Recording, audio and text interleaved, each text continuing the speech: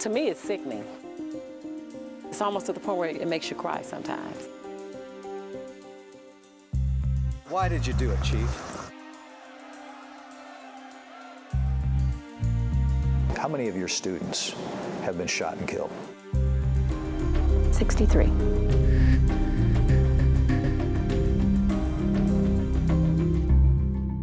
A half-century ago, East St. Louis was an all-American city.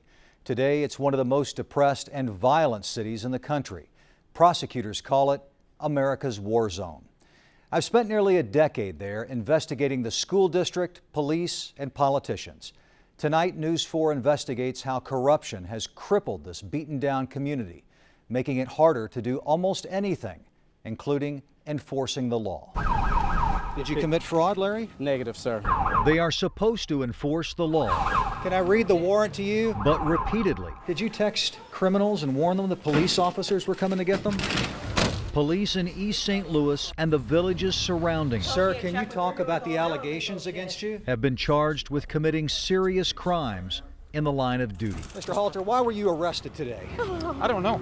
You don't know. Well, here's your complaint. Why don't you read the criminal complaint? It might have been for sucking your Excuse me? Many of them have bounced from one small-town police department to another, often getting hired because of their connections to a chief or more prominent politicians who are either corrupt or conveniently choose to ignore complaints about their favored cops.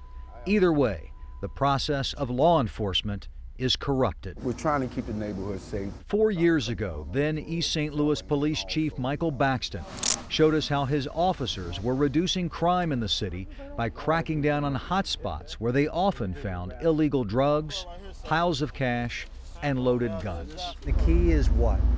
The key is visibility, deterrent, contact with the public. It sounded good, but months later, our investigation revealed many reasons why the department lacked credibility in the communities it served. Our review of court documents showed that 1 out of every 4 East St. Louis officers had criminal arrest records. 4 were convicted of battery or assault.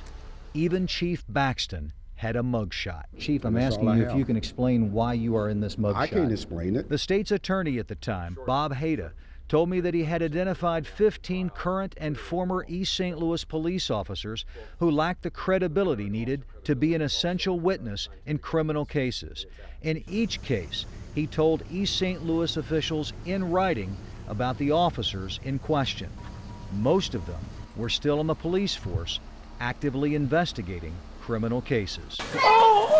We were there when a murder suspect was freed because Haida believed the cop who failed to videotape his alleged confession lacked the credibility needed to be a key witness in the case. We were forced, because of the police misconduct, particularly by Officer Perry, to dismiss the case. It's a tragedy. It's a tragedy for the victims, the victim survivors. It's also a tragedy for the citizens of East St. Louis. The controversy over Baxton's management style grew when News 4 Investigates disclosed that Baxton told Illinois State Police they would no longer be automatically included in East St. Louis murder investigations. He claimed he would contact them as needed, then never asked for their help. 15 months later, the evidence in more than 50 East St. Louis murder cases sat in the state police offices, untouched by the East St. Louis Police Department. That is shameful. It's wrong.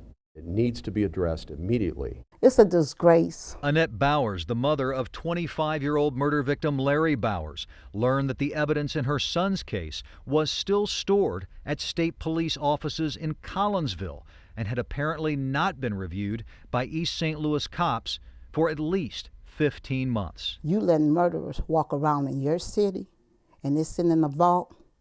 What if it had been your child that was shot twice in his chest, that was cursed and left to die on the street? Shortly after we exposed Baxton's decision on state police involvement, he bowed to pressure and invited state police to assist with all homicide investigations. But the credibility problems went much deeper than just Chief Baxton and some of his cops. We're going to make sure that everybody we hire has a clean record. Back then, Anthony Tarvin was the chair of the East St. Louis Police and Fire Board. Our investigation also revealed that Tarvin had been accused of aggravated assault, and battery in 6 different incidents during the previous 2 decades. He was not convicted in any of those cases. You are on the Police and Fire Board. Do you think that your record should disqualify you from that position? It hasn't. Not long after our reports, Tarvin and Baxton both resigned, even though East St. Louis Mayor Alvin Parks continued to support them. Chief Baxton. Yes, sir. Baxton became the police chief in Allerton, a small village just south of East St. Louis. He had hired his son Michael Jr. as a cop in East St. Louis. He hired him again in Allerton, and this time made him chief of detectives. In Allerton, 2 women accused Baxton Jr. of violating their civil rights and roughing them up physically during police investigations. I got slammed on the hood of his police car several times. So he was actually dragging her across the gravel. Yes, out of her clothes. Out of her clothes? Yes, She was naked. out of her shirt, naked. They also accused his father, the police chief, of failing to properly investigate those complaints. So per my Department of Policy and Procedure, I'm not allowed to speak with you. You have to speak with the Chief of Police. In Allerton, village leaders may proclaim Jesus as Lord, but criminals ran the government, so public officials are often cut a lot of slack. Last year, our investigation found the city administrator and public works director were both convicted felons who had recently served time in prison. Mr. Halter, you're accused of a very serious crime in this criminal complaint. Can you address this? Now, Allerton Public Safety Director Harry Halter is facing a charge of official misconduct. He also owns a tow lot that got the city's impounded vehicles and was widely accused of charging the vehicle's owners ridiculously high storage fees. The men, women, and children that live in these struggling neighborhoods deserve credible law enforcement. We can't break the cycle of poverty. We can't break the cycle of violence. We can't give these kids some kind of chance at a future if there is no public safety. No comment. None of that bothered Allerton Mayor Randy McCallum, who repeatedly supported the public officials who were investigated, charged, and in some cases convicted of crimes. But that's not surprising. Allerton's tolerance of official misconduct goes back decades. The people here loves me. They come by to see me, they call me. They wish I was mayor. Callie Mobley became mayor of Allerton in 1981, serving 19 years in office. After she became mayor, her husband Jimmy got promoted to run the streets department. Federal prosecutors alleged the couple stole more than $240,000 in cash and services from the poverty-stricken village. Ms. Mobley was convicted of tax evasion and served 2 years in prison. I think corruption is a big problem. How do you define corruption? What is corruption? I guess I'm going to use your word that you said, crook. And I didn't like the sound of it, but it's true. I think that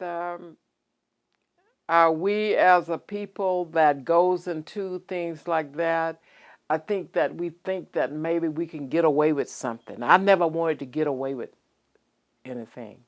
I mean, once they say, you did this and you did that. Up until that point, you were getting away with it.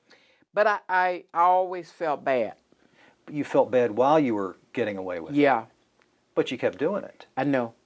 So you couldn't have felt too badly. Well, I felt bad. Her story is a lesson of the poor bowing to temptation. Mobley says when she first became mayor, she was making only $600 a month. Then, because she had access to more money and power than she ever imagined, she essentially got the keys to her own kingdom, and she quickly abused the privilege. Because you were breaking the law, you were able to get a better quality of life. But it was wrong. It was wrong. No one would excuse it. No. But you were and able I would to buy. Want them to. But you were able to buy nicer clothes. Yeah. You were able to buy a nicer car, right? Right. Probably nicer furniture. All those things because you were a crook.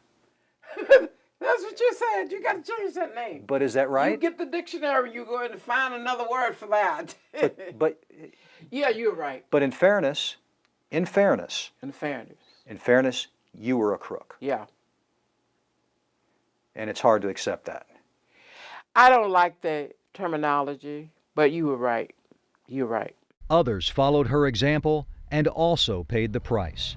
Early this year, federal agents raided the home of then-Mayor Randy McCallum, who eventually pleaded guilty to stealing $1,000 from the village and attempting to deal crack cocaine.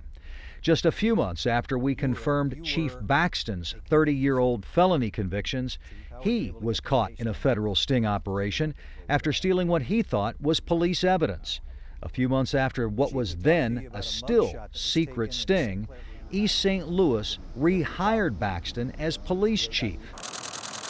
7 weeks later, Baxton pleaded guilty to theft and lying to federal agents. Do you feel like you made a bad decision when you hired Michael Baxton? No. We interviewed East St. Louis Mayor Alvin Parks the day after Baxton pleaded guilty. Mayor, you have to know how this looks on the city of East St. Louis. You hire a chief, he stays here for 7 weeks. What do you want me to do, Craig? And then he pleads guilty to 2 felony counts for misconduct and theft, lying to federal agents, while he's the police chief of one community, and he lied to them while he was the police chief of your community. Okay. I mean, is your job to punish us now? Are you here to crucify us? We turned the page when Mike Baxton resigned yesterday. We hired a new chief. We are here to pray with, work with, and fortify that new chief of police and the East St. Louis Police Department. Why did you do it, Chief? But that culture is tough to change. On the day Baxton pleaded guilty, a uniformed police officer driving a marked East St. Louis police car picked him up and drove the former chief to his car. That driver, Officer Rudy McIntosh, had been an informant for federal prosecutors during a previous criminal investigation into corruption in East St. Louis city government. You really think it was appropriate? Really? Yeah. That misplaced loyalty for the former chief happened on the first full day in office for Mike Flory, the new police chief. No, that was not an appropriate thing to do. During the last 2 months, state police and federal agents have joined East St. Louis Police on a series of initiatives that have helped solve old murder cases and crack down on violent crime. The efforts have been so successful that they're being expanded. When we come back, the high price of a beaten down housing market and its impact on the poor.